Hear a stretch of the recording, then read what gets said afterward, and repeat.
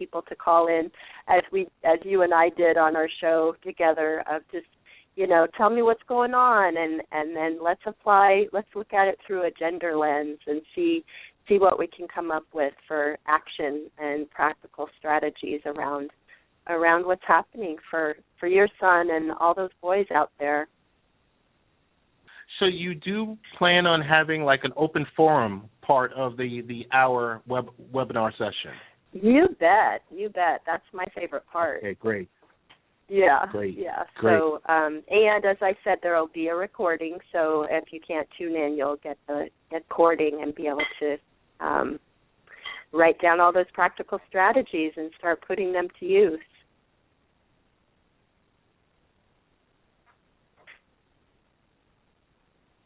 All right. So it's Wednesday, February 18th. It's at 10 a.m. Pacific.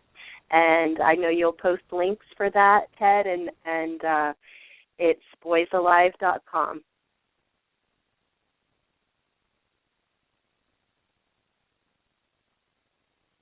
Totally lost.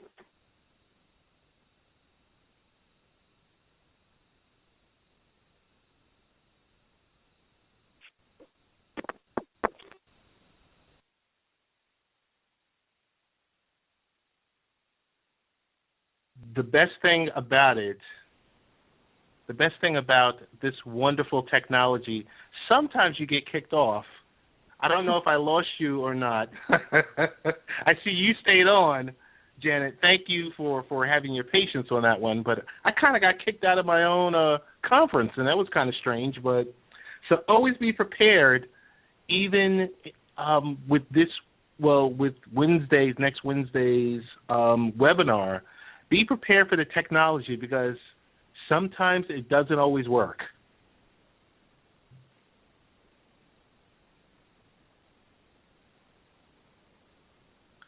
And I think I just lost Janet Allison. Hang on one second. I'm going to see if she'll reconnect. I know we still have a couple of minutes left on the interview. Well, let's see if she calls back in. But, folks, that is technology for you at its finest. Kicked in, kicked out of your own show, and you're just like, huh? What in the world's going on here? So I know Janet is, she has another interview lined up right after this. So we'll give her a couple of minutes or so to dial back in. But as she mentioned, on February 18th, 10 p.m. Pacific time, that's 1 p.m. our time, folks, 12 p.m. Central time, Understanding Your Son 101. Very excellent webinar about understanding your kids, understanding your mostly where it resonates with me is, Janet and I had a conversation, I would say 2 months ago. We did a one-on-one session. It was great. We talked, I felt like I had the therapist right there. I had the guidance counselor right there. I had the mom right there, where we could sit down and we talked about my son and, like I said, the energy, the listening habits, the skills, all the above. It was a great session. So she's always been a great interview. With that, I will say it looks like Janet is not joining us back, but that's okay, because very quickly we're going to want to do a follow-up of last week. We had Tammy Strickland from the Suncoast Rehabilitation Center, and we were on talking about teen tobacco alcohol use declining and marijuana use expected to increase for 2015. And we were talking about tips. So some of the tips were as follows. These are tips on how to talk to your kids or your teens about drug use. It's like tip number one is start at an early age. Ingraining your child with positive values and good decision-making skills can prevent them from making negative choices later on. Make sure your child knows that you are a safe person to come to for help. I mean, and this is pretty self-explanatory. Your child feels you can be trusted. He or she is more than likely to come to you if presented with a dangerous situation. Folks, with your kids, you always have to have that open and honest conversation with them. I mean, regardless of the situation. Item number 3, have an honest dialogue. There are so many reasons with young adults should not take drugs or alcohol, but because I said so is not one of them. They have to understand, because when our children get to the point when they become young adults, they're going to be left with specific choices to make. I mean, and some choices are going to be right, some choices are going to be wrong. But that's the part of life that they have to deal with. And when you say, oh, you can't do this because I said so, it's not always, I mean, it might win that specific conversation, but in the long run, if you ingrain these certain qualities and skill sets within your child, where there's an open dialogue, where they know, okay, I'm going to go talk to mom or dad about X, Y, or Z, it's what matters most. Remind them that even prescription drugs can be abused. Vicodin and Oxycontin are no safer than illicit drugs just because they're prescribed by doctors. How many times do you hear people being caught up on, drugs that are prescribed over the counter by doctors? Fully inform teens of the risk involved in drug and alcohol use. A teen may try drugs or alcohol because it seems fun, so make sure they know the consequences and the risks. I mean, utterly important to understand that, I mean, the level and the role of peer pressure that comes in amongst, our teenagers nowadays. If you're abusing drugs yourself, seek help. You are a role model for your child. So seek out a valid treatment program if you're struggling with abuse. And all these points, all 6 points are so true.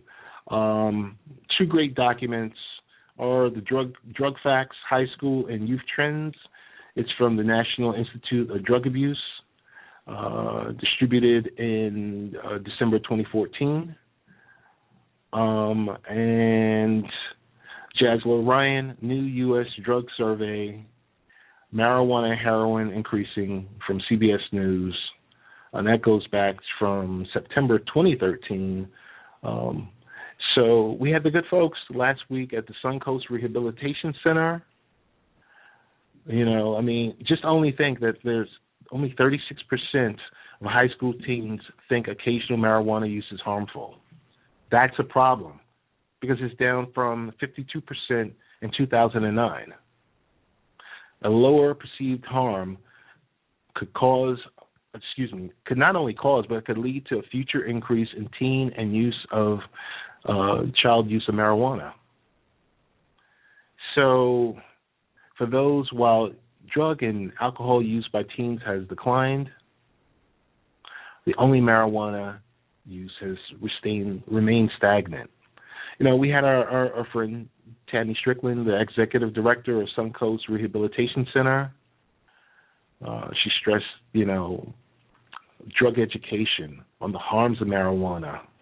Last week we were talking THC levels. I mean, I learned things about marijuana that I was like, wow. But along with that, there are other great articles that you can also find on Late Night Parents. And that is only one of them. That was our most recent blog post that was made available. We do have one coming that's going to be available through Janet Allison, through Parent Advisor. and it's going to be centered around the upcoming webinar that's going to be happening next week. So very excited about that. We understand Janet had some technical difficulty. We're definitely going to have her back. And we also know that she also experienced some issues with, with dialing in.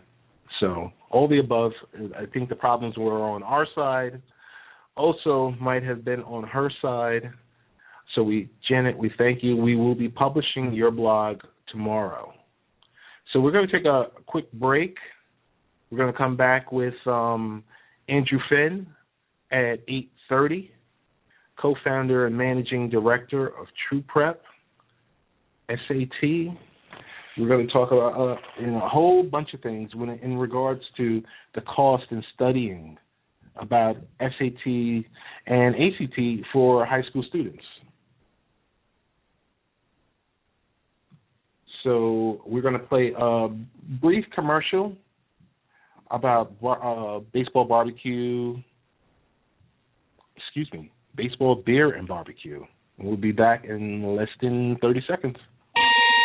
Baseball, beer, and barbecue. Discussing baseball, good drinks, and food with Ted Hicks and Lee Vowell every Saturday morning at 10:30 a.m. on the Happy Hour Network.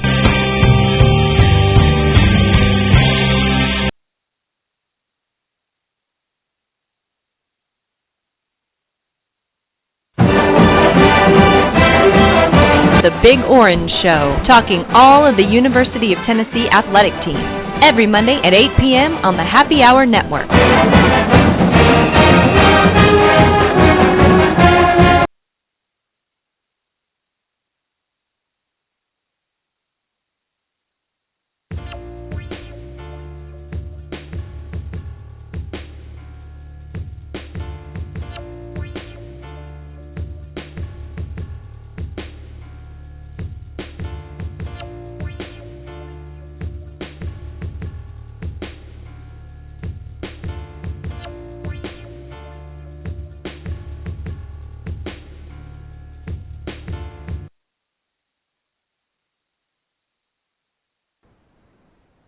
All right, folks, we are back. We just had a couple of quick breaks, and I believe we have Andrew Finn in the queue.